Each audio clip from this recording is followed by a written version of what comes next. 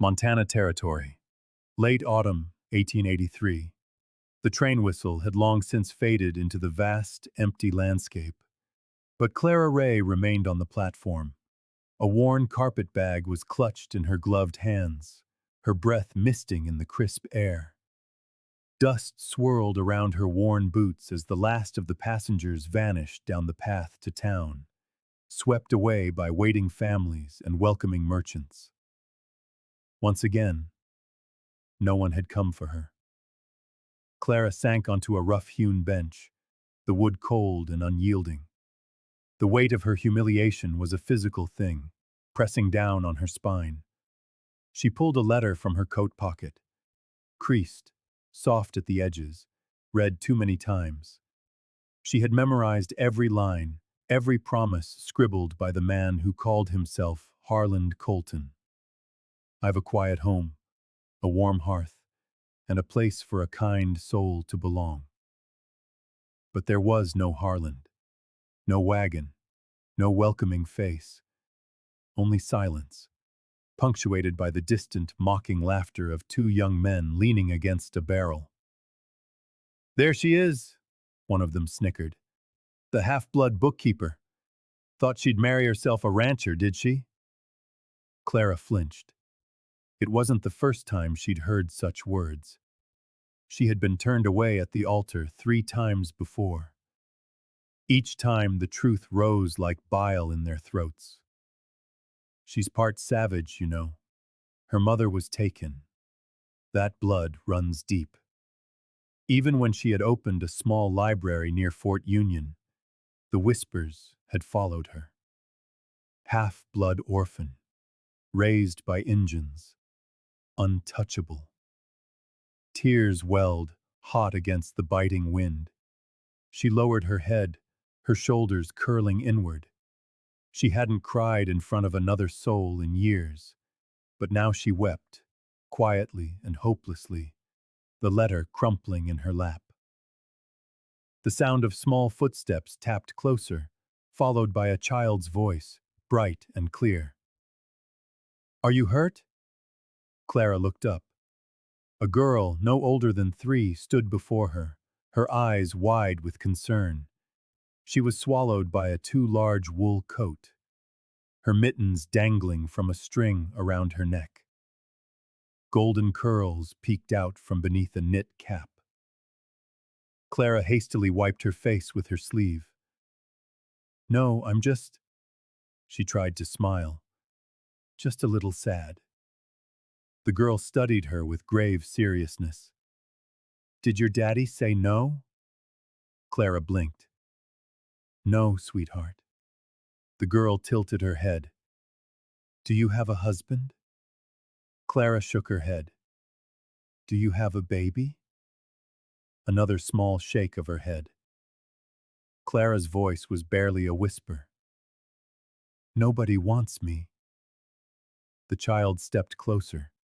Her mittened hand reached out and touched Clara's gloved fingers. And then, with a certainty only a child could possess, she asked, "Can you be my mommy forever?" Clara froze. A soft voice spoke from behind them. "Junie." A man had approached, his footsteps quiet on the dusty platform. He was broad-shouldered and dark-haired, a few years older than her, with the rough-hewn look of someone who had lived through too much and said too little. He carried a small sack of supplies in one arm, his other hand resting gently on the child's shoulder. He nodded toward Clara. "Sorry, she's got a soft heart." Clara stood quickly, brushing down her skirt. "No trouble. She just surprised me." The man's gaze fell on the crumpled letter in Clara's hand. "You waiting on someone?" Clara hesitated. "I was. It seems I've been fooled again." He nodded slowly, his eyes returning to his daughter.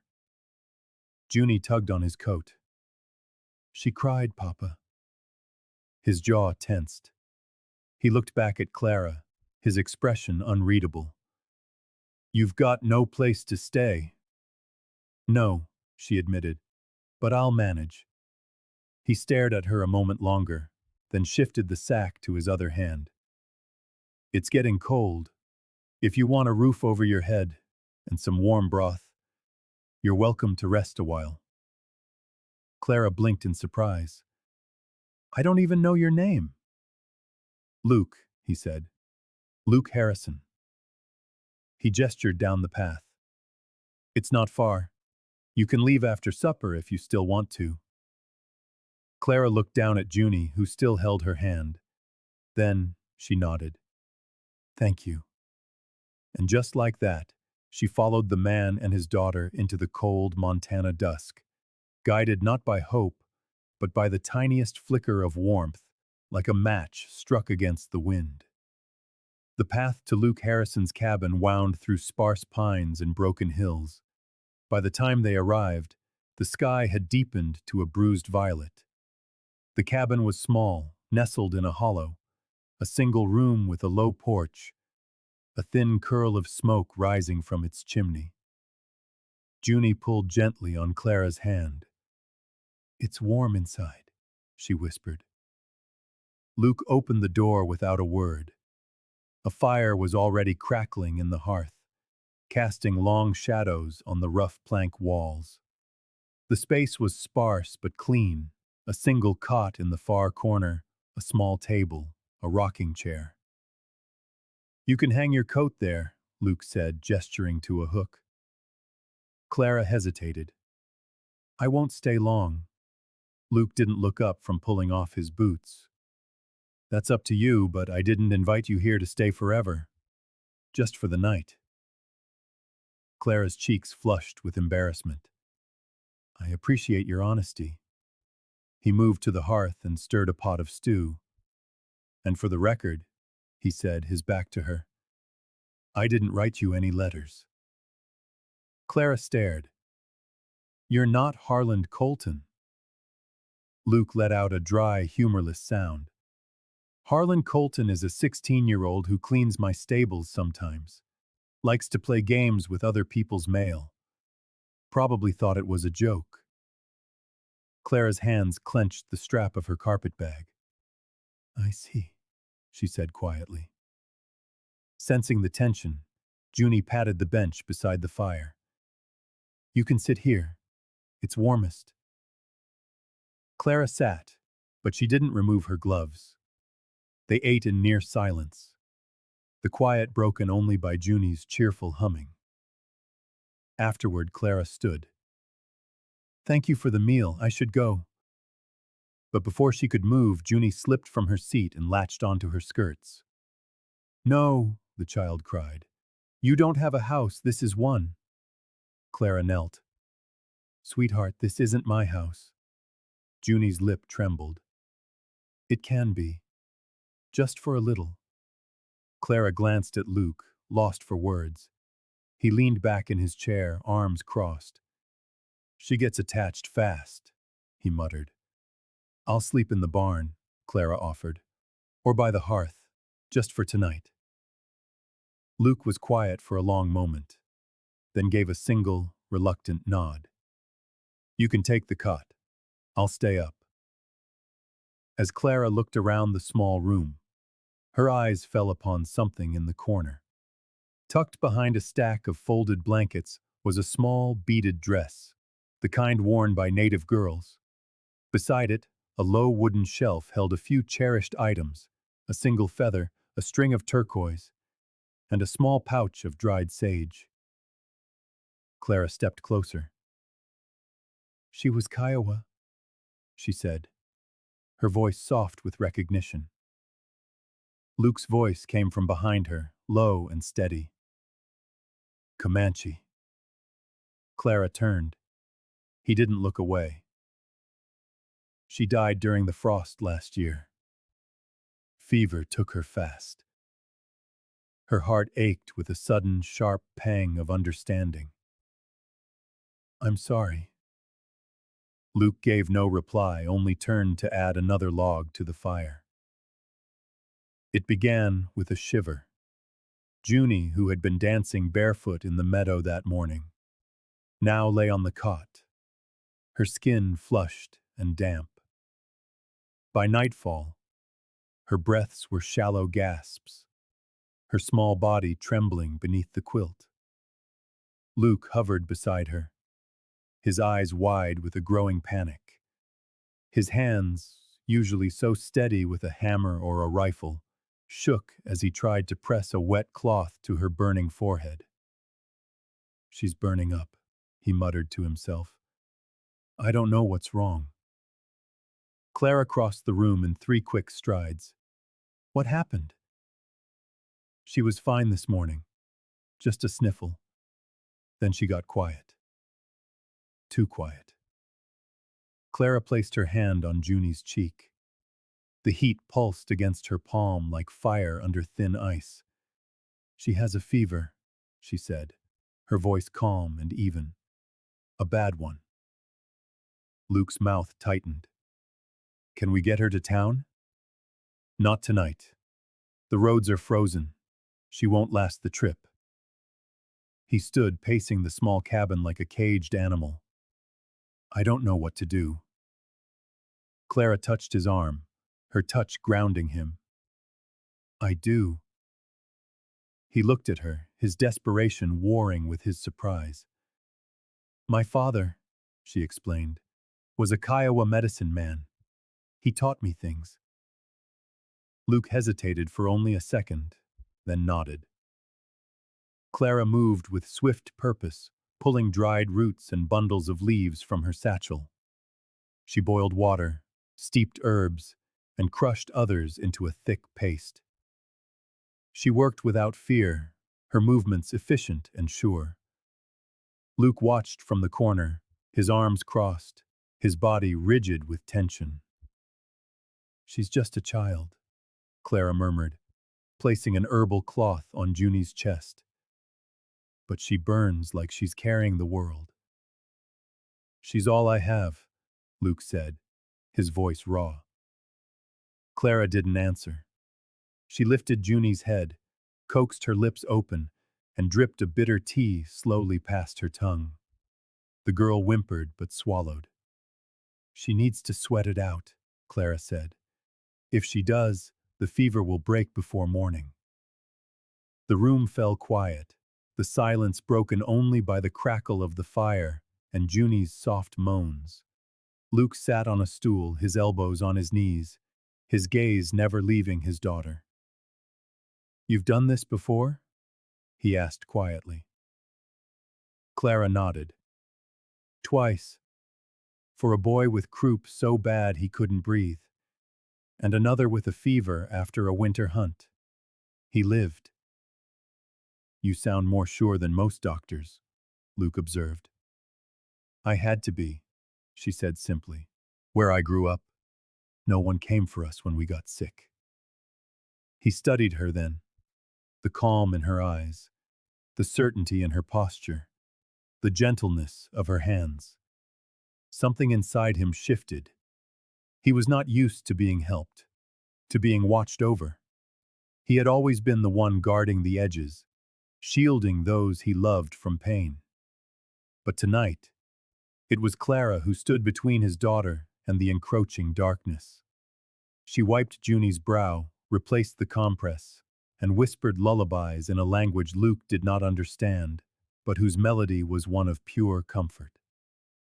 Sometime after midnight, the child stirred. Her cheeks were still flushed, but her breathing had eased. She opened her eyes. "Mommy," she whispered. Clara froze. Luke inhaled sharply. Junie's small hand fumbled in the blankets until it found Clara's. She gripped it tightly and drifted back into a peaceful sleep. Clara looked at Luke, her lips parted. She doesn't understand." His face was shadowed in the firelight, but his voice was low and clear. "She knows what feels safe." They sat in the deep silence of the cabin. Outside, frost etched patterns on the window panes. Inside, the girl slept, her hand held firmly in Clara's. and Luke Harrison watched them both, as if witnessing a dream too fragile to be spoken aloud. He did not say thank you. But in the morning, when Clara woke, stiff from her vigil by the hearth, she found a cup of coffee waiting on the table, hot and fresh, poured just for her. Later that week, the stars blinked cold and clear, scattered across the Montana sky like dying embers. Clara sat on the porch step, a shawl wrapped tight around her shoulders, a mug of warm tea in her hands. Junie had fallen asleep hours ago, curled in a nest of quilts Clara had mended. Luke stood at the far end of the porch, his arms crossed, his gaze fixed on the dark tree line. "She asked me again tonight," Clara said, breaking the long silence. Luke turned. "Junie?" Clara nodded. "She wanted to know if I had a mommy. I told her I did, once. A woman who held my hand when I cried and sang to the stars like they were her sisters." "Your real mother?" Luke asked, his voice low. "No. The woman who gave birth to me. She died the night I was born." Her voice did not shake. It was a story worn smooth by years of silent telling. "My mother was Kiowa. My father was a cavalry officer. She was taken during a raid and left pregnant. The tribe took me in. An old woman raised me as her own. I learned to read before I could ride, learned to mix herbs and tell stories to children." She smiled faintly. "But I never stopped being what they whispered I was. Half-blood. A reminder of a war they couldn't forget." Luke sat on the other end of the step. "When I was 17, she continued, a trader took me to a town west of here. The first man I was engaged to was a preacher's son. He found out about my mother and simply stopped showing up. The second promised me a ranch and a family in his letters. But when I arrived, he wouldn't even open the door. The third, he stood at the altar with me, said the vows, put the ring on my finger." Luke's eyes narrowed. "He left me that night. Said he couldn't sleep beside a woman who had the blood of savages." The words hung in the cold air. "I stopped trying after that. Kept to myself. Until I filled out that mail-order bride form. It was foolish, I know. But I thought, maybe someone out there would see past it all." Luke looked at her, his expression unreadable. "I knew a man once," he said finally, "who said blood tells the truth of a person." Clara glanced at him. "You believe that?" "I did," Luke said. "Then I had a daughter with skin darker than mine, and the world told me she was less than whole. She's the best thing I've ever done." In the hush that followed, Clara breathed a little easier. For the first time in her life, she did not feel she had to explain who she was. She just was. And someone listened. Snow clung to Luke's boots when he returned from checking the traps, dusting his shoulders white. Clara was by the hearth, stitching a patch onto one of Junie's dresses. She looked up as he entered. "Find anything?" "Rabbit," he muttered, shrugging off his heavy coat. He wouldn't meet her eyes. She set her needle down. Something was different tonight. He seemed more brittle. The quiet shell around him cracked. "Are you all right?" He hesitated, then poured himself a glass of water and stood staring out the window into the swirling snow. "She used to sing when the snow came," he said, his voice barely audible. "My wife, Weena." Clara remained silent, waiting. She was Comanche. Her name meant quiet moon. She had eyes that laughed at me, even when her mouth didn't. A shadow of a smile touched his lips, then vanished. "I was 22, bleeding from a bullet wound. She found me by the river, nursed me back from a fever. She spoke little English. I spoke no Comanche. But somehow, we built a life. He finally turned from the window, his eyes looking far older than his years. When I brought her to town, they whispered, told me she'd put a spell on me, that our child wouldn't belong to God. He sat down heavily, as if the memory was a physical weight. One winter, I went out for supplies. Took me 3 nights. When I came back, the door was open. Snow had drifted inside. Junie was crying under the table. Clara held her breath. They'd come while I was gone, he said, his jaw locked. Burned her blankets, tore up the dolls, took Weena outside, said she was infecting the bloodline. The silence in the cabin was as sharp as a blade. I buried her beneath the cedar tree, he continued, his voice dropping to a raw whisper. I told myself I'd raise Junie quiet, alone, so no one could ever take anything else from me. I didn't stop loving Weena, but I stopped choosing love.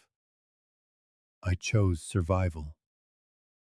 Clara sat perfectly still, her hands clenched in her lap. I understand, she whispered. Luke looked at her then, truly looked at her, and saw not a stranger, but a reflection of his own guarded heart.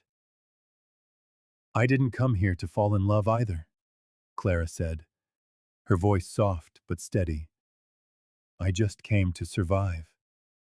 I just wanted a place, she said, her voice barely a whisper, where I wouldn't have to say sorry for still being alive. They looked at each other, and in the long silence that followed, something settled between them. It wasn't romance.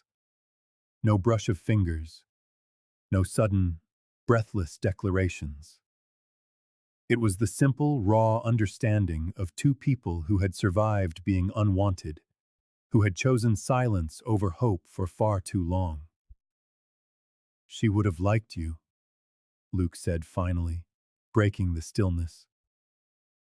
A faint smile touched Clara's lips. She made a beautiful daughter.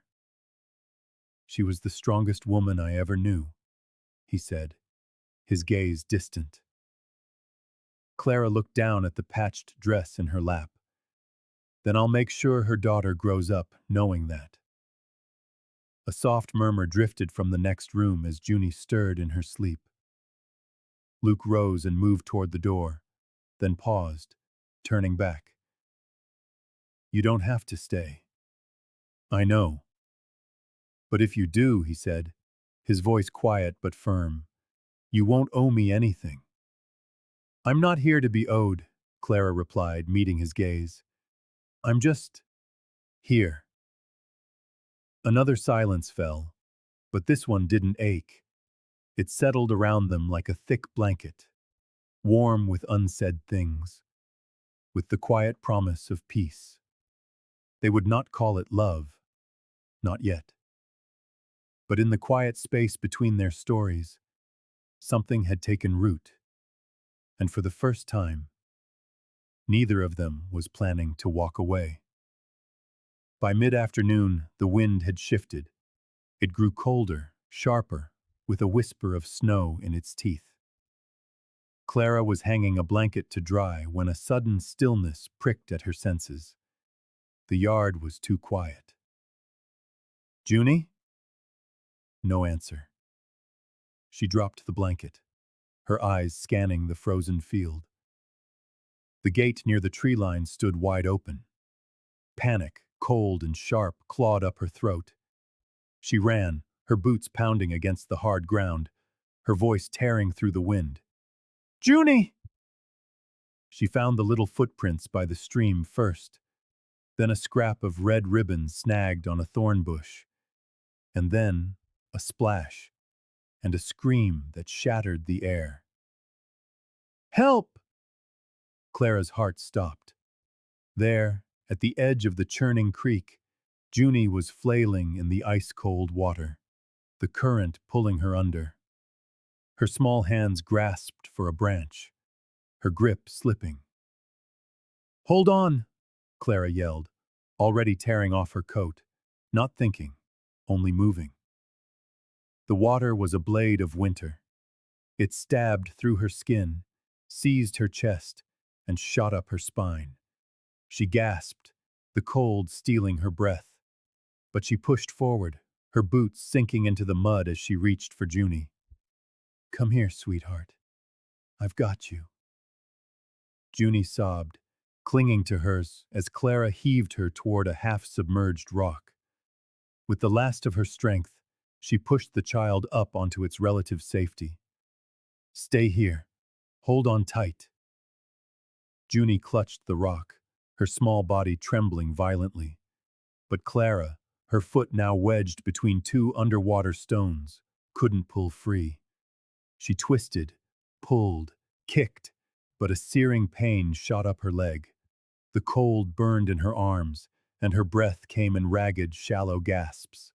The last thing she saw was Junie's face, pale and wet, her eyes wide with terror. Then the world went dark. Luke heard the scream just as he reached the cabin. He dropped the bag of feed and ran. No coat, no weapon, only raw instinct and a soul-deep dread. He followed the tracks in the thin layer of snow, his heart hammering against his ribs. And then he saw them. Junie, sobbing on the rock, and Clara, a limp form floating in the stream. Without a word, he waded in, the frigid water climbing to his thighs, his own arms burning with the cold. He grabbed Clara first, pulling her lifeless weight against him, then reached for Junie. "It's okay," he murmured, his voice cracking. "I've got you. I've got you both." That night, the fire roared. Luke wrapped Clara in every dry blanket he owned. He stripped off her wet clothes with trembling hands, his gaze averted, his touch gentle but desperate. Her skin was like ice, her lips a faint blue. He held her close, sharing his own body heat, his voice a constant, ragged whisper. "Stay with me, Clara.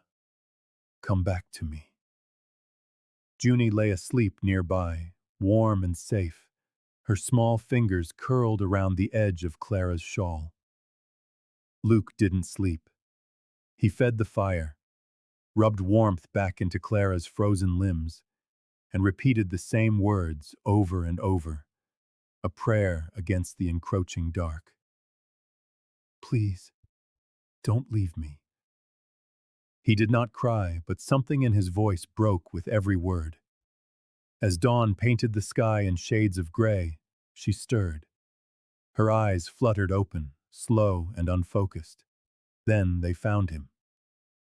"Junie?" she rasped.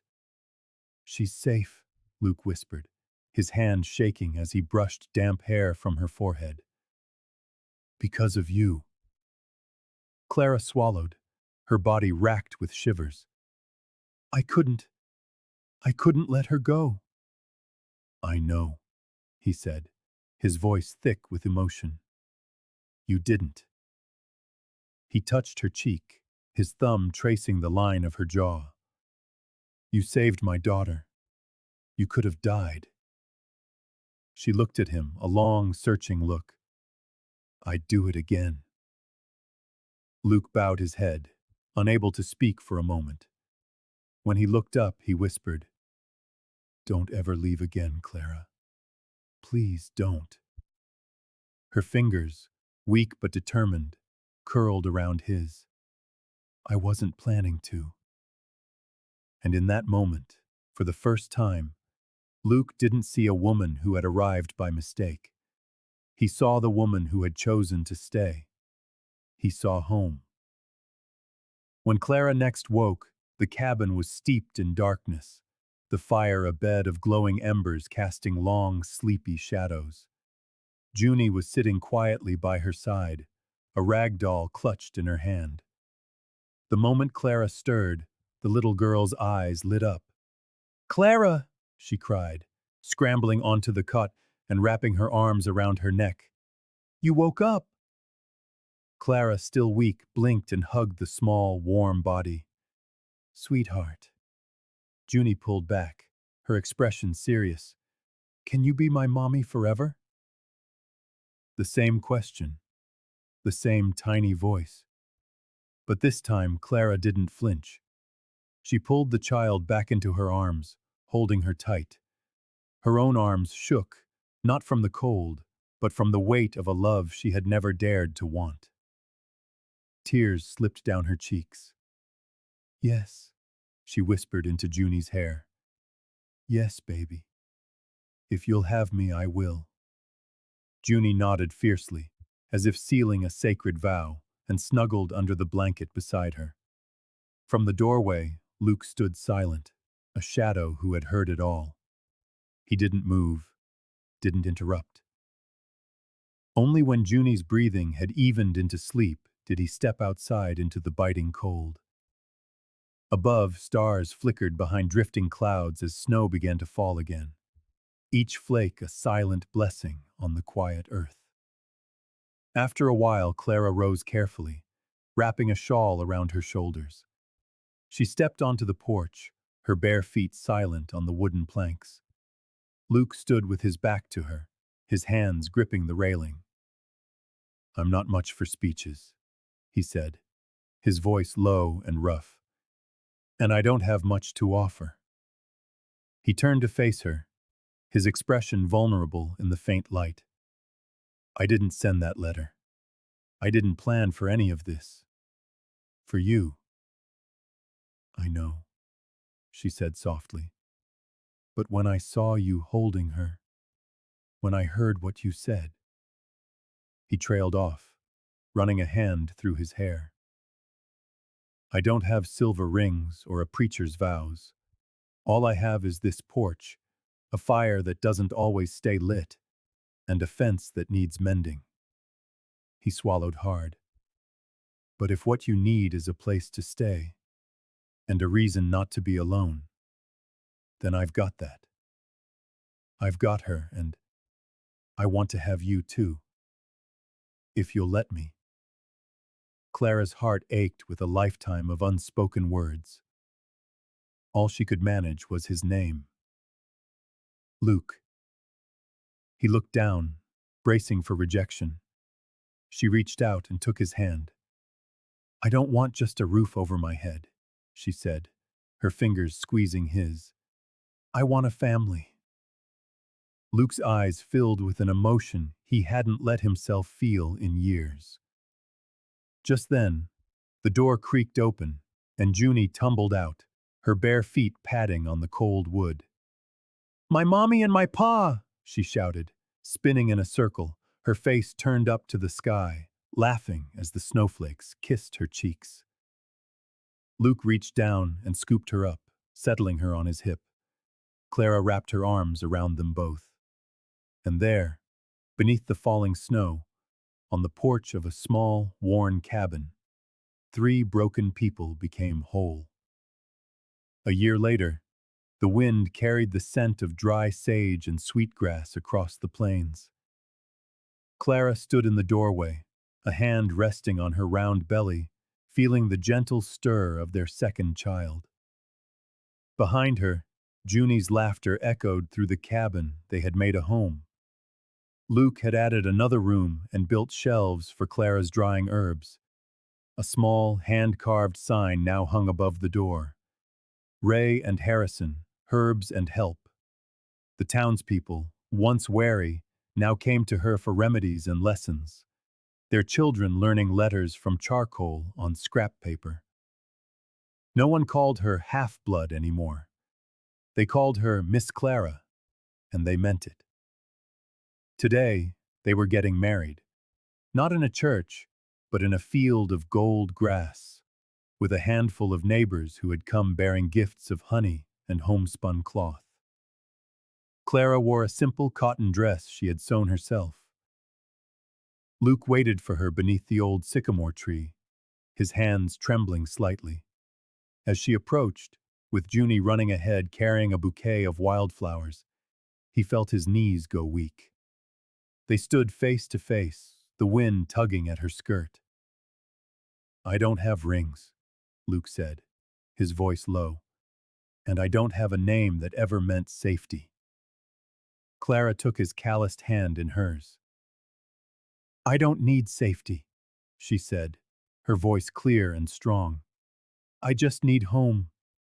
I used to be a woman no one chose.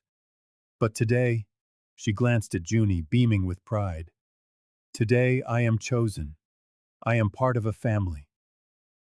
They kissed, and as the sun dipped below the hills, their daughter hummed a sweet, simple tune. That night, her labor began. Luke paced and fetched and boiled, and when the moment came, he caught his son with hands that had once only known the cold steel of a gun. He held the crying infant to his chest, his own tears lost in his beard. "You are not a mail-order bride," he whispered to Clara, his voice thick with reverence. "You are my choice, every single day." In the morning, Junie tiptoed in and climbed onto the bed, staring wide-eyed at her new brother. She leaned in and gently kissed his cheek. Then she looked at her mother. "Mama," she said softly, "you picked me, right? I wasn't born in your tummy, but you still picked me, like Daddy picked you." Clara's heart swelled. She pulled both her children close. "Yes, sweetheart," she said, her voice full of a love that was fierce and boundless. "I chose you. Daddy chose me. And now, we all choose each other. Every day. No one gets left behind here." Outside, Luke was tending the garden, humming softly. He paused to pull a weed, then glanced toward the window and smiled. And in that quiet, simple moment, Clara knew. This was a life built not from what the world gave them, but from what they had bravely chosen to give each other. If this story of a woman thrice rejected, a child longing for love, and a man who believed his heart was closed forever found a place in yours, then we invite you to subscribe to Wild West Love Stories. Here we share tales of hope born between prairie winds and hardship, where lost souls find their way home. Tap the notification bell and join us for stories not just of romance, but of the families we choose and the belonging we all deserve. Wild West Love Stories, where wild hearts come home.